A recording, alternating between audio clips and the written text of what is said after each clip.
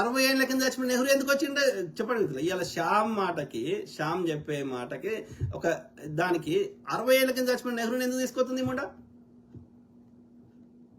ఆయన ముందు చూపుతోటి planning, Russia వాళ్ళు సోవియట్ యూనియన్ ప్లానింగ్ ఈ యొక్క పంచవర్ష ప్రణాళికలు పెట్టి వాళ్ళ యొక్క సోవియట్ యూనియన్ ని బాగా అభివృద్ధి చేసి అప్పుడు అమెరికాకి ధీటుగా ఒక ఫోర్స్ గా తయారైతే అవి బాగున్నాయి, మనం కూడా మన దేశంలో కూడా ఇంప్లిమెంట్ చేయొచ్చు, వాళ్ళు కమ్యూనిస్ట్ దేశము, ఆ కమ్యూనిస్ట్ ఐడియాలజీ బాగుంది అని చెప్పి దేశంలో యొక్క ఎంప్లాయ్మెంట్ క్రియేట్ చేయొచ్చు, దేశంలో ఇన్ఫ్రాస్ట్రక్చర్ అవసరము అని ఏ రంగంలో బలహీనం ఉన్నామో అది చూసుకొని ఆ మేధావుల కమిటీ ద్వారా వాళ్ళు చెప్పిన సిఫార్సు ప్రకారం ఫండింగ్ ఇచ్చి ఉక్కు కర్మాగారాలు పెట్టి ఐఐటీలు పెట్టి ఇలా బాబా అటామిక్ రీసెర్చ్ సెంటర్ పెట్టి అన్ని విధాల ఎంప్లాయ్మెంట్ తో పాటు ఇలా ఇన్ఫ్రాస్ట్రక్చర్ బిల్డ్ చేస్తే మనము ఎంతో ఒక చెప్పుకునే స్థాయిలో ఇవాళ ఉన్నామంటే ఆ మహనీయునికి కారణమే. ఆయన 1929లో రావి నది, లాహోర్లో రావి నది ఒడ్డున భారతీయ జెండాను ఎగరేసిండు.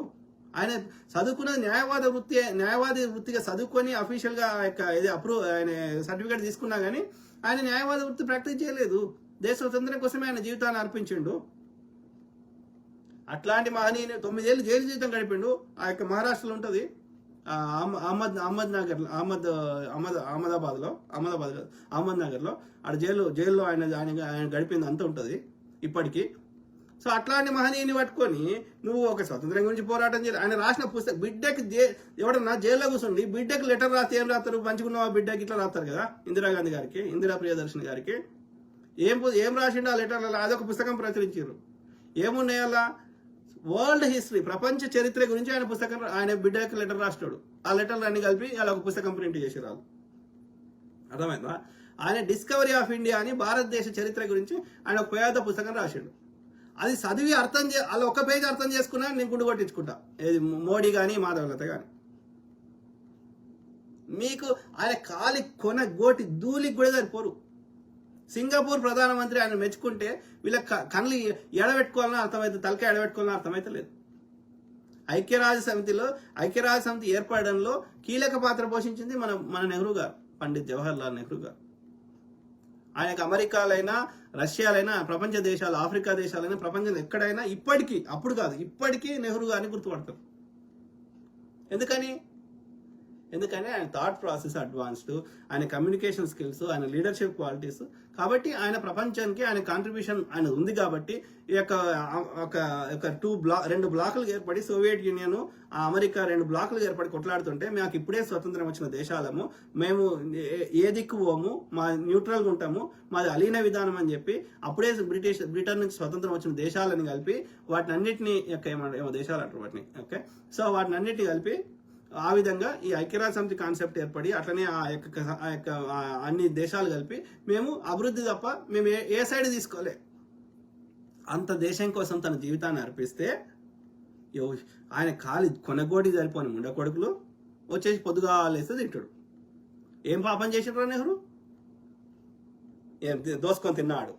ఆయనకున్న వాళ్ళ నాయన ఫేమస్ లాయర్ అయి మోతీలాల్ నెహ్రూ గారు ఆయన సంపాదించిన సంపాదనతోటి ఆయన కట్టిన వాళ్ళ ఇల్లులు యూపీలో లక్నోలో ఉంటే అవి దేశానికి ఇచ్చిండు. అవి వాళ్ళ మ్యూజియంలో అవి ఆనంద్ భవను, ఈ తీన్మూర్తి భవను, అది స్వతంత్ర యుద్ధం ఎట్లా చేయాలని చెప్పి ఈ జాతీయ నాయకులందరికీ వాళ్ళ ఇంట్లో కూర్చొని సమావేశం పెట్టుకునేటోళ్ళు.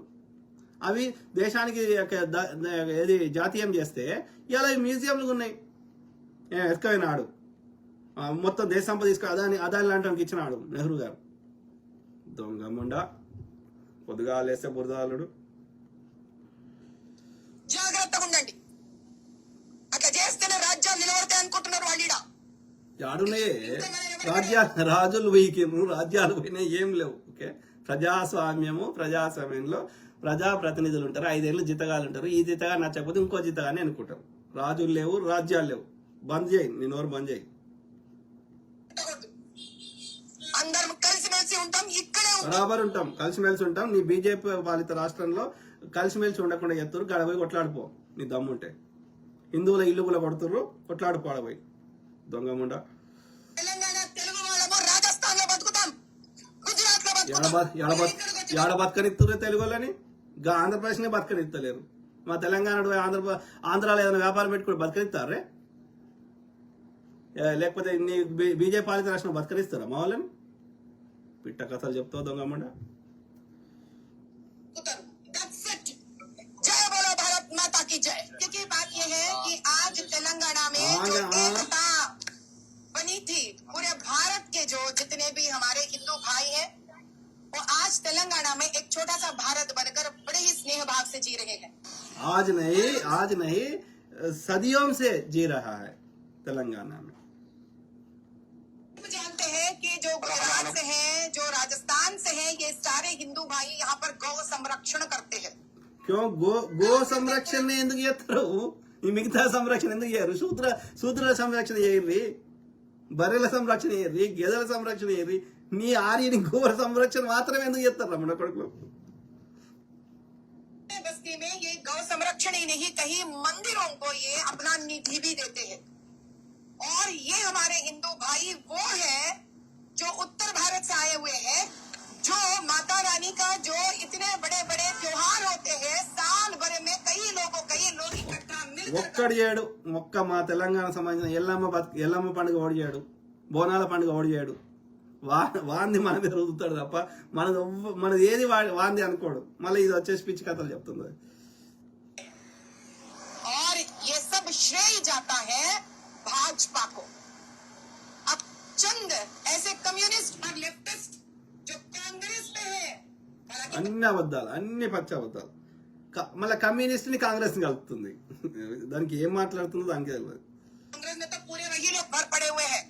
ये लोग चाहते हैं कि भाजपा का सरकार टूट जाए. इसके लिए టూటుతా. ఎందుకంటే నువ్వు ఫేక్ ఓట్లు చేస్తే బరాబర్ టూటుతా. మొన్ననే టూటేది. ఓకే, మోసం చేసి వచ్చినావు. ఇక మోసం చేయనీయం. ఓకే, ఏది ఎలక్షన్ కమిషన్ లో ముగ్గురు ఉండాలి. సుప్రీంకోర్టు న్యాయమూర్తి నిర్ణయించడానికి చీఫ్ ఎలక్షన్ కమిషనర్ ఎవరు ఉండాలని నిర్ణయించడానికి ముగ్గురు ఉంటారు. ముగ్గురు కలిపి ఒక అపోజిషన్ లీడరు, సుప్రీంకోర్టు ప్రధాన న్యాయమూర్తి అండ్ ప్రధానమంత్రి. సో వాళ్ళు ఏం చేసిండు, ఆ సుప్రీంకోర్టు ప్రధాన న్యాయమూర్తిని తీసేసి కేంద్ర మంత్రిని పెట్టారు, అమిత్ షాని పెట్టారు. అంటే ఇద్దరు, ఒక ప్రధానమంత్రి హోంమంత్రి కలిసి నిర్ణయిస్తారు. ఈ ముగ్గురు ఇట్లా అపోజిషన్ ఒక్కడు వ్యతిరేకంగా ఓటేసినా చెల్లదు కదా, ఇద్దరు తెలుసు. సో నువ్వు అట్లా కుట్ర చేసి నీ అనుకూలమని చేస్తే టూటుతా. నువ్వు ఏది నువ్వు జెన్యున్ పోరాటం చేయకుండా ఫేక్ చేస్తే మొన్ననే టూటేది. నువ్వు మోసం చేసి గెలిచినావు. టూటుతా, బరాబర్ టూటుతా. టూటునా హై नहीं टूटे तो हम स्ट्रीट रोड में कोची कोटलाडताम. जरूर टूटना है.